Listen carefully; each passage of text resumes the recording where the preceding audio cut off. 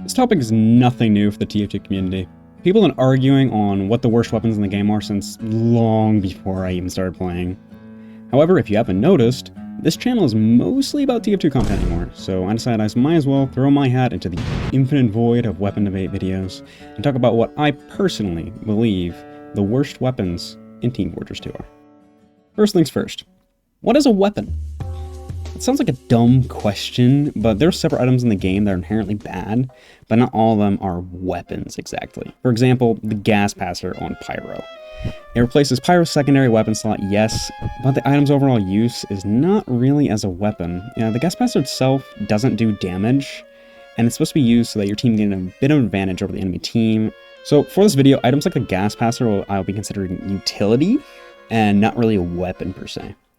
Now, this is just my opinion on what items I deem to be utility items and not weapons, so if you don't agree on such, feel free to explain why. And a side note, I'm clinically insane, and the gameplay you'll be seeing in the background is me playing with all the weapons that I consider to be bad at once, rather than individually, like how I'm going to be talking about them. So after each class, I have some personal gripes I want to add about my experience. One last thing, I swear. Future me here. I recorded and edited this all the way back in like June, for reference. I rewatched it, and I don't know why I didn't finish making this. So this is a part one. I went ahead and re-edited certain parts that looks better, and if this gets enough traction, I'll go ahead and go through the other like 20 minutes of yapping I had and make a part 2 and part 3 on the other classes. But if this video just seems a little off compared to some of my other newer videos, that's why. But with that out of the way, sit back, relax, let's continue. Scout! Scout has a wide variety of primary weapons that are fairly solid choices by all means. This choice won't surprise anyone though when I say that the backscatter is Scout's worst primary weapon.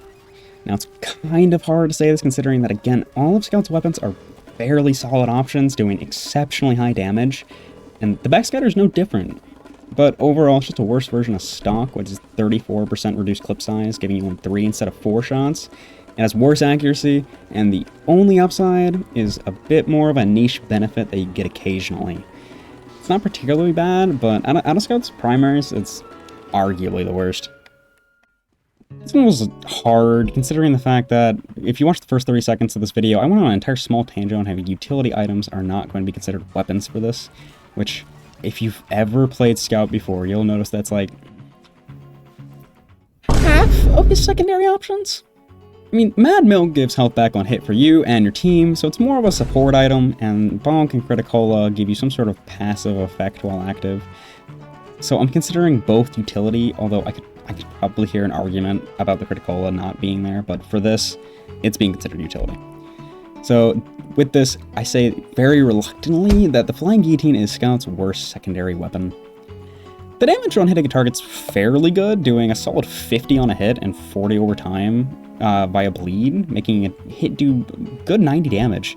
However, this is still less than the stock pistol at close ranges, which does 264 damage with maximum ramp up and 180 at normal medium distances. And also the fact that it's a projectile, meaning it has travel time, it can be reflected by pyros, and it can't be used underwater, nor can it be picked up like the Sandman's ball for some reason. The Candy Cane. Its one upside is kind of niche, and the fact that you can just instantly die from one pill from a demo, or a soldier at point blank range, makes this weapon just overall bad unless you're playing medieval mode. You could argue the Sandman could be put here too, but at least the ball has some sort of use by slowing the target down, and it also has a taunt kill, and a demo can't kill you with a single pill. So I'm going to say that the Candy Cane is Scout's worst melee. Hi, future me. After playing this, I also realized that the medkit can get picked up by anyone, not just you or your team, so that also is another random downside. Just throw that in. Overall, Scout spoiled me for the horrors that were ahead. I had fun. Even though I consider these weapons to be the worst weapons for the class, that doesn't mean that they're really bad. I did well as Scout, and it wasn't a huge change from how I normally play the game, considering that I'm already kind of weird and I use the Babyface's blaster pretty often along with the Guillotine. Although I did notice myself significantly less capable of fighting soldiers in demos due to the candy cane, and I also sometimes found myself wanting those extra shots that stock offers due to the decreased amount of damage. But overall, combining all these weapons wasn't as bad as I expected. Unsurprisingly, the choice here is the Liberty Launcher.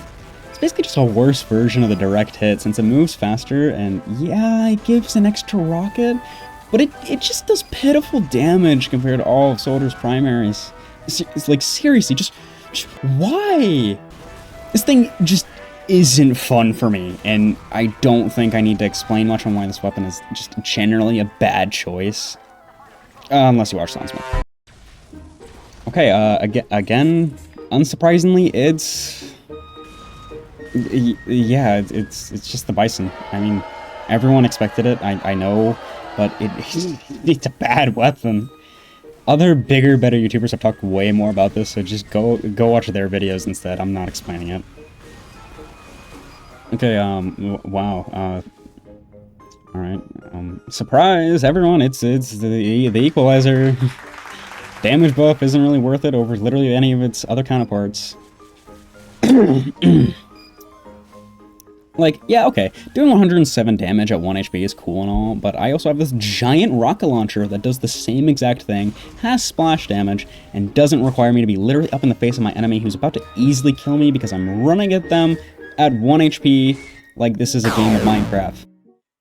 When I said Scout Squad me, I meant it. I absolutely hated using this loadout. Seeing my big, strong, muscular soldier who should have been doing amazing damage do like 30 instead of at least 50 plus was genuinely painful. I felt more like an annoyance than genuinely a threat like Soldier usually is. And although Bison was funny, you might as well just deleted my secondary slot. The Liberty Launcher probably would have been more useful with a Trojan loadout or just by having a shotgun, but because of how I was playing the game, I didn't. And using the Equalizer also just felt like a loss since I lost the utility buffs of the whip or the escape plan, and on top of it, the only time it was actually useful, I was probably already going to win the situation, and it would just do less damage anyways, because most of the time I was healthy, so... Pyro was kind of weird, since honestly most of its flamethrowers work functionally the same, minus the Dragon's Fury, really. I think most people would probably put the Dragon's Fury here as well, but honestly, I have to go with the Flog as Pyro's worst primary flamethrower.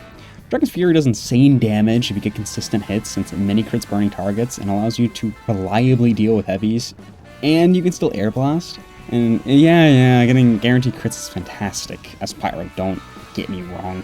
And yes, you get invulnerability while taunting to get said crits, but most of the time, from my experience, the Pyro with the Flog just ends up getting completely obliterated the second the taunt ends.